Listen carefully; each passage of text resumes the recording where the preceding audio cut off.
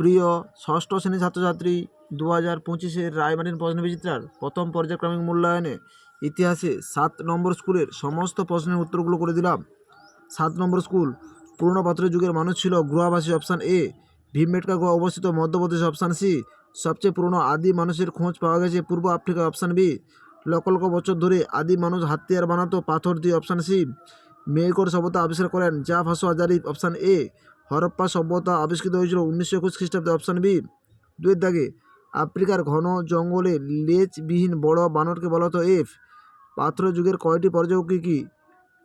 পাথরের যুগে কয়টি পর্যায়ে ভাগ করা যায়? 3টি পর্যায়ে। পৃথিবীতে সব থেকে পুরনো কার্পাস চাষের নমুনা কোথায় পাওয়া গেছে? মেহেরগড় সভ্যতায়। একটি নদীমাতৃক সভ্যতার নাম হলো হরপ্পা সভ্যতা।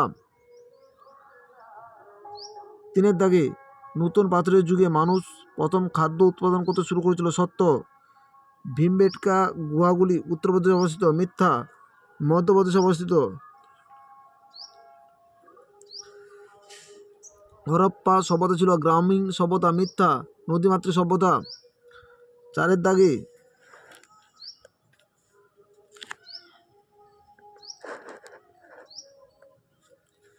4 দাগে, মাঝের পাথরের যুগে হাতিয়ারের কি পরিবর্তন হয়েছিল?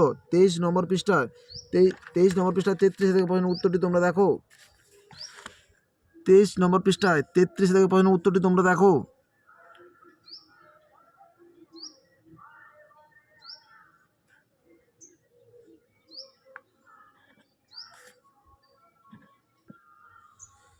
আদি মানুষ একসময় যাযাবর ছিল কেন? 21 নম্বর পৃষ্ঠার 25 থেকে প্রশ্নের উত্তরটি তোমরা দেখো। 21 নম্বর পৃষ্ঠার 25 থেকে প্রশ্নের উত্তরটি তোমরা দেখো। আদি মানুষ যাযাবর ছিল কেন? সিটাডেল কি? 42 নম্বর পৃষ্ঠায় 28 থেকে প্রশ্নের উত্তরটি তোমরা দেখো। সিটাডেল কি? 42 নম্বর পৃষ্ঠায় 28 থেকে প্রশ্নের উত্তরটি তোমরা দেখো।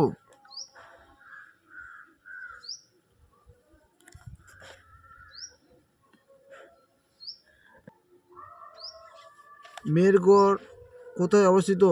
কে মেহেরগড় সভ্যতা আবিষ্কার করে? 39 নম্বর পৃষ্ঠা 10 থেকে প্রশ্নের উত্তরটি তোমরা দেখো। 39 নম্বর পৃষ্ঠা 10 থেকে প্রশ্নের উত্তরটি তোমরা দেখো।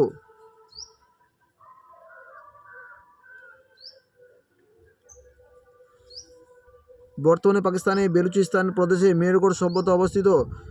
বোলান গিরিপথের ধারে ও কোয়াটা শহর থেকে 150 কিলোমিটার দূরে মেহেরগড় অবস্থিত। আবিষ্কৃত করেছিলেন 1974 খ্রিস্টাব্দে। মেহেরগড় সভ্যতা পাথরের যুগের একটি সভ্যতার আবিষ্কৃত হয়েছিল। এই সভ্যতা আবিষ্কার করেছিল জাহ ভাসোয়া জারিফ। তাকে সাহায্য করেছিল রিচার্ড মেডো।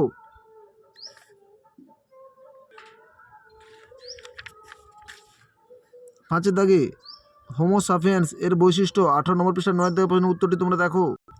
18 নম্বর পৃষ্ঠায় 9 থেকে প্রশ্নের উত্তরটি তোমরা দেখো। আগুন ব্যবহারের ফলে মানুষের জীবনে কি কি পরিবর্তন এসেছিল? 21 নম্বর পৃষ্ঠায় 21 থেকে প্রশ্নের উত্তরটি তোমরা দেখো। 21 দাগে পৃষ্ঠায় 21 নম্বর প্রশ্নের উত্তরটি তোমরা দেখো।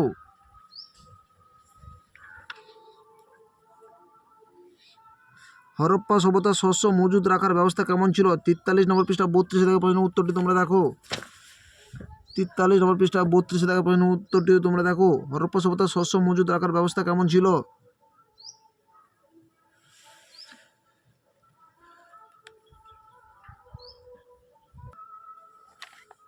মহেঞ্জোদারো স্নানাগারের বর্ণনা দাও। 44 নম্বর পৃষ্ঠা 35 থেকে প্রশ্নের উত্তরটি তোমরা দেখো।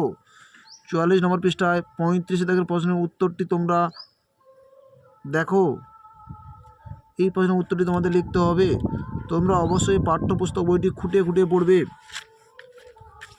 6 দাগে, আদি মানুষ জোট বেঁধেছিল কেন? জোট বাঁধার ফলে কী কী সুবিধা হয়েছিল তোমার মনে হয়? 16 নম্বর পৃষ্ঠায় 7 দাগে প্রশ্নের উত্তরটি তোমরা দেখো। 16 নম্বর পৃষ্ঠায় 7 দাগে প্রশ্নের উত্তরটি তোমরা দেখো।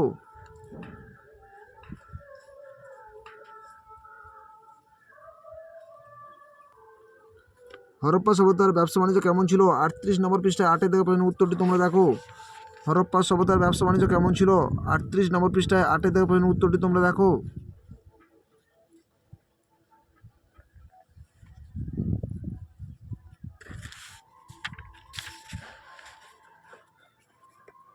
আমাদের ভিডিওটি যদি তোমাদের ভালো লাগে তাহলে তোমরা লাইক করো, শেয়ার করো, কমেন্ট করো। আমাদের চ্যানেলে নতুন হয়ে থাকলে চ্যানেলকে সাবস্ক্রাইব করে পাশে থাকা বেল আইকনটিকে ক্লিক করো। আমাদের ভিডিওগুলো আপলোড হওয়ার সাথে সাথে সবার আগে তোমাদের কাছে পৌঁছে যাবে।